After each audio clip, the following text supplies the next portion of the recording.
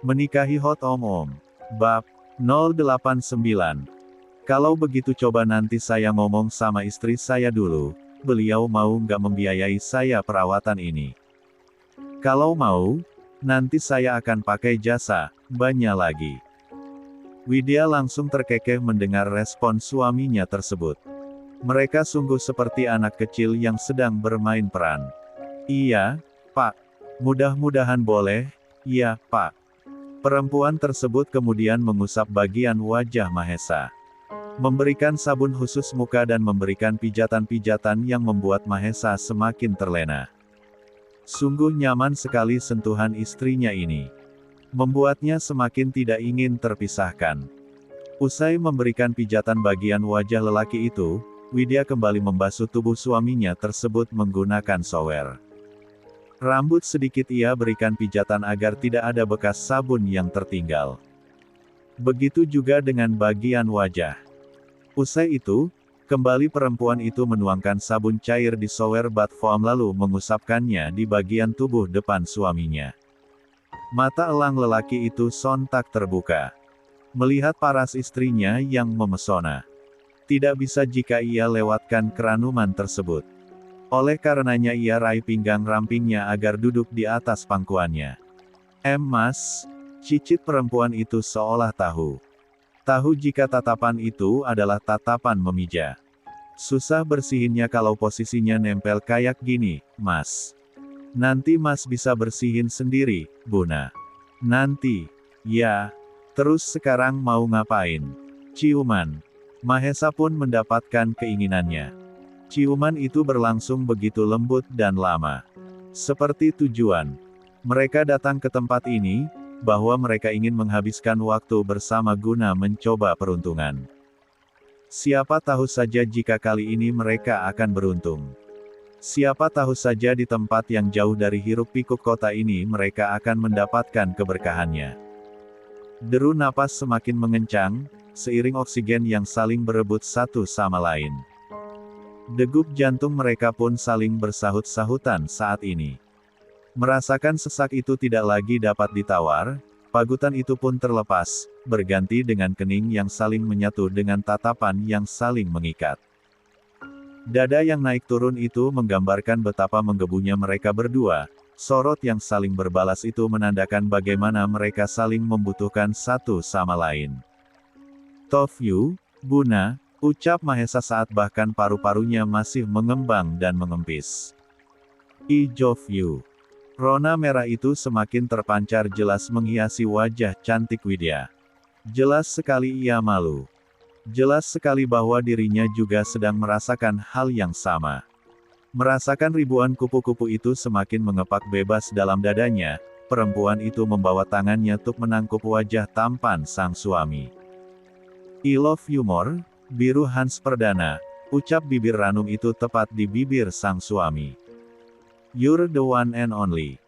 You're all in it. I love you, Hubi. Damn, maki Mahesa gemas sendiri atas kalimat istrinya. You drive me crazy, my baby girl. Begitu saja. Ciuman itu kembali berlanjut. Sama seperti tadi, ciuman itu penuh dengan gelombang cinta dan penghargaan. Tapi ada yang sedikit berbeda saat tangan lelaki itu menarik lepas handuk yang membalut tubuh ramping istrinya. As. Pekik perempuan tersebut saat gelombang dahsyat itu menghantamnya. Melemparkannya di antara awan-awan lembut yang siap menerima tubuhnya yang terlena. Mahesa menyeringai mendapati ekspresi istrinya yang seperti itu. It's just a hand.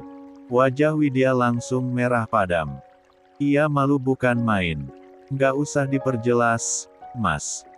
Mahesa terkekeh, mencium sudut bibirnya istrinya itu dengan gemas.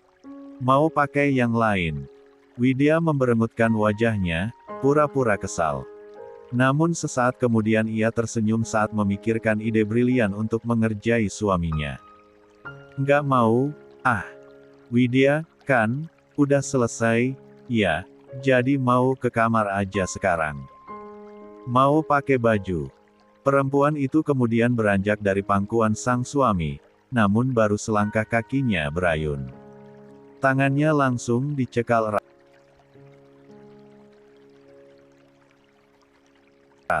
Sayang, panggil Mahesa langsung menyentak tangan istrinya itu dan membuatnya kembali duduk di atas pangkuannya. Mau ngerjain mas kamu? Widya menggeleng, kemudian melingkarkan tangannya di leher Koko itu. Kok ngerjain? Emang kita mau ngapain lagi? Udah selesai, kan? Belum, sayang, protes Mahesa. Kamu tahu jelas bahkan itu masih hidangan pembuka, belum ke menu utama. Widya mengulas senyumannya. Menu utama? Apa emangnya? Jelas Widya tahu apa maksud suaminya, namun sekali lagi ia begitu menikmati bagaimana suaminya sendiri. Yakin gak tahu? Kepala Widya kembali menggeleng.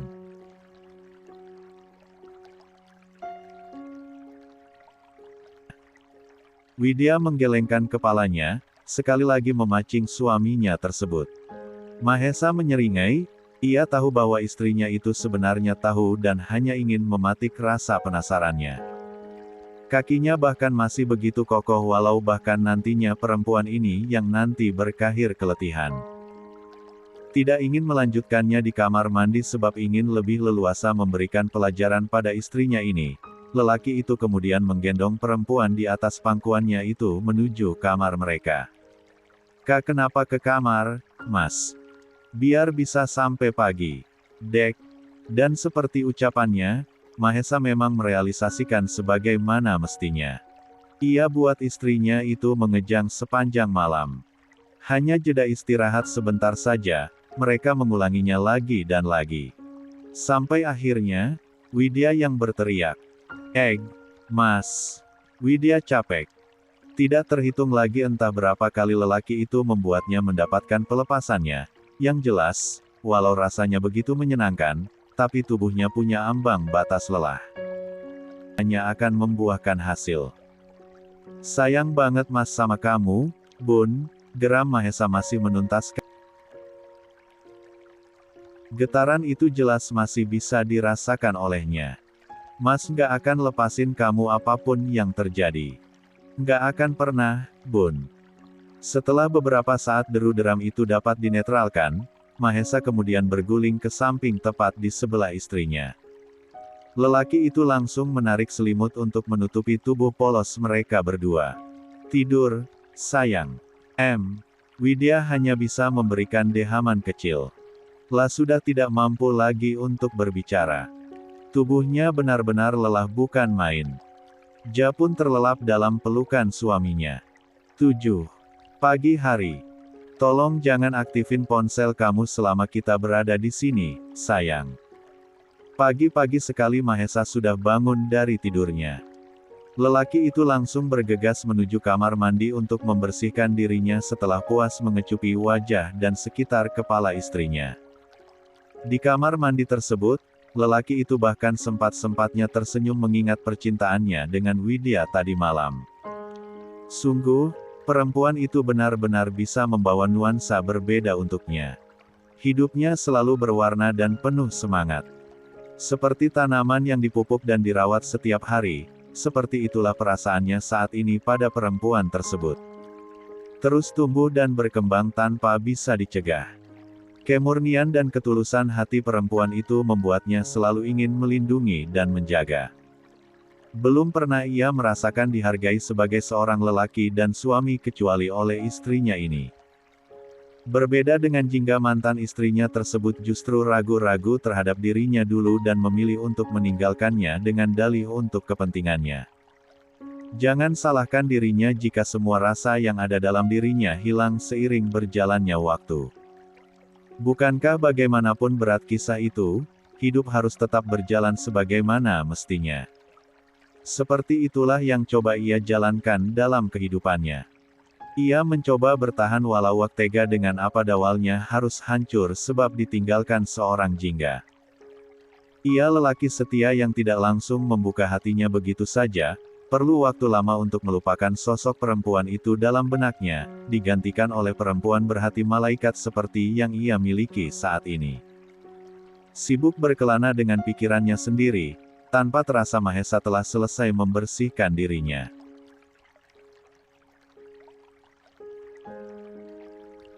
Ia keringkan tubuh tinggi tegap tersebut kemudian memakai baju santai seperti kaos oblong putih favoritnya dan celana training panjang. Usai mengenakan pakaian, lelaki berparas tampan tersebut melangkah menuju ranjang dan mendudukkan tubuhnya di pinggiran tempat tidur. Tangannya terulur untuk membelai kepala sang istri dan menyalurkan seluruh kasih sayangnya di sana. Ia bungkukkan tubuhnya untuk mengecup puncak kepala sang istri sekali lagi dan juga keningnya. Setelahnya, ia menarik tubuhnya dan mulai melangkah keluar dari kamar. La ingin membuatkan sesuatu untuk istri tercintanya tersebut. Loh, Den. Kok udah bangun? Ini Mbok baru mau masak loh. Mbok Lastri, yang melihat kedatangan Mahesa langsung menyapa lelaki tersebut. Tidak heran sepertinya jika melihat lelaki itu bangun pagi, memang seperti itulah Mahesa, tidak pernah terlihat bangun siang dan bahkan cenderung selalu bangun di pagi hari. Iya, Mbok. Saya mau masak. Ada bahan apa aja di dapur, Mbok? Tanya Mahesa tanpa basa-basi. Banyak, Den, jawab Mbok Lastri. Begitu Den Mahesa ngasih tahu mau ke sini, Mbok langsung belanja banyak.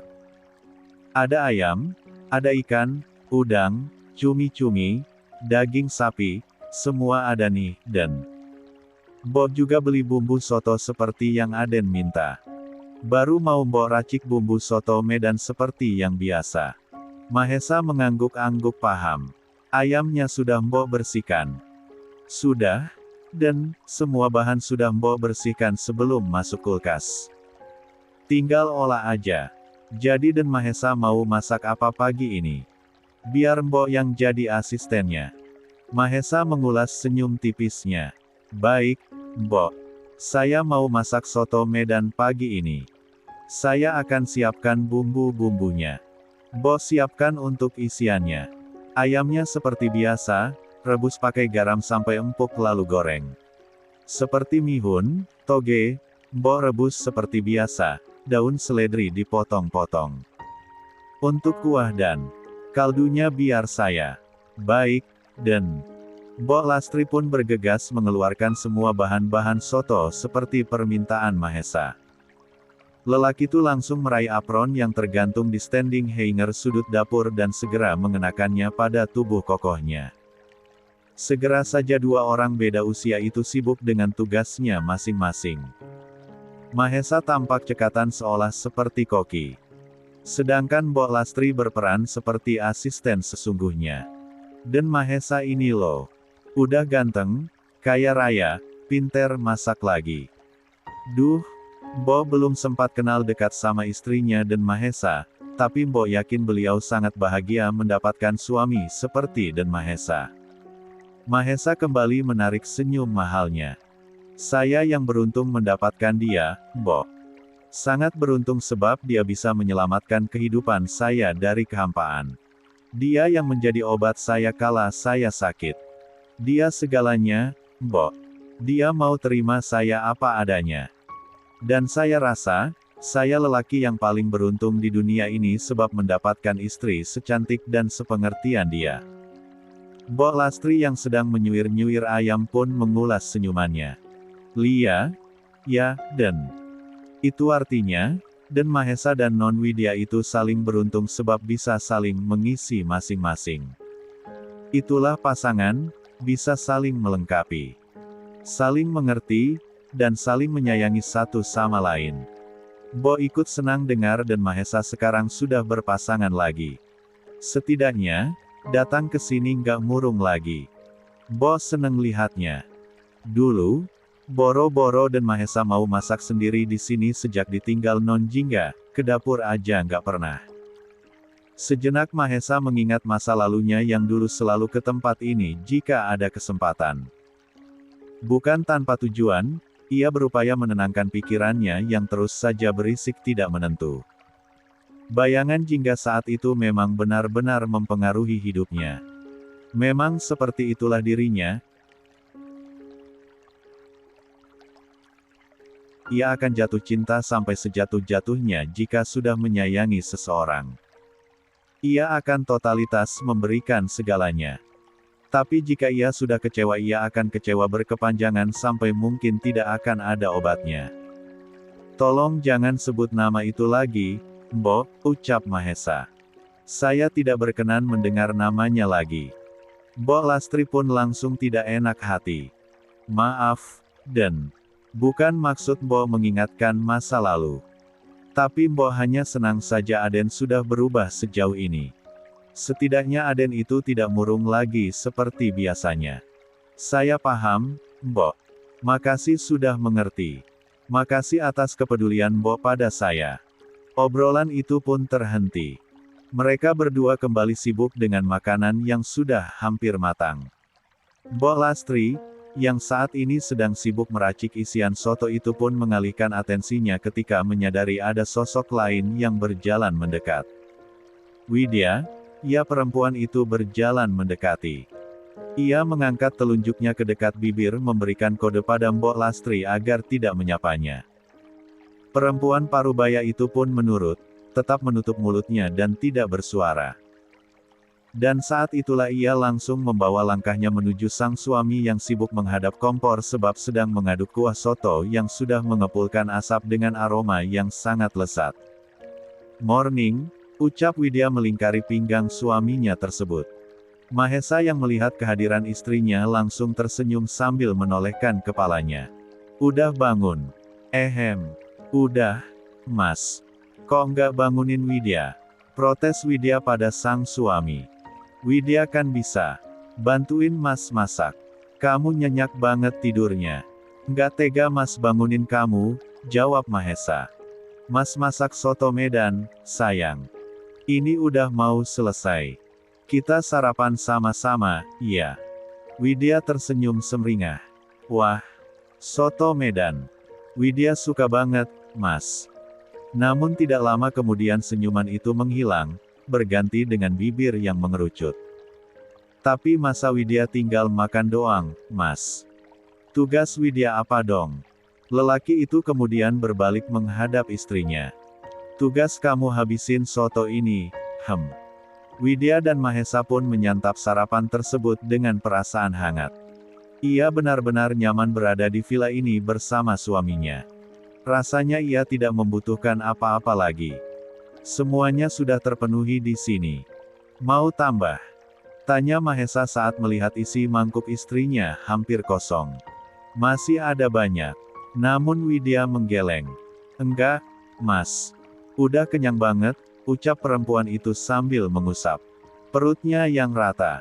Mas mau tahu sesuatu enggak, Mas? Apa, sayang? Tanya Mahesa sambil mengusap sudut bibir gadisnya itu dengan ibu jarinya.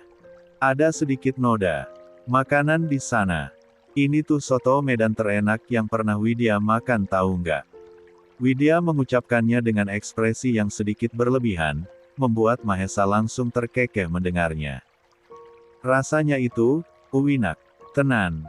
Entah kenapa istrinya ini suka sekali memuji masakannya. Namun bukan hanya dia saja yang mengatakan hal tersebut, bahkan ibunya, kakak-kakaknya, juga mengatakan hal demikian. Terkadang mereka mengatakan kalau ia juga bisa merangkap bekerja sebagai koki di Hotel Bintang 5 milik keluarga mereka. Kecintaannya pada masakan rumahan memang terkadang membuatnya gemar mempelajari tentang masakan. Bahkan tidak sungkan untuk belajar dari temannya yang seorang koki ternama. Kamu ngomong seperti ini pasti ada maunya. Mau minta apa? Widya terkekeh.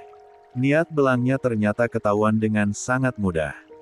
Memang ingin mengajak Mahesa berkeliling kebun untuk melihat-lihat pemandangan.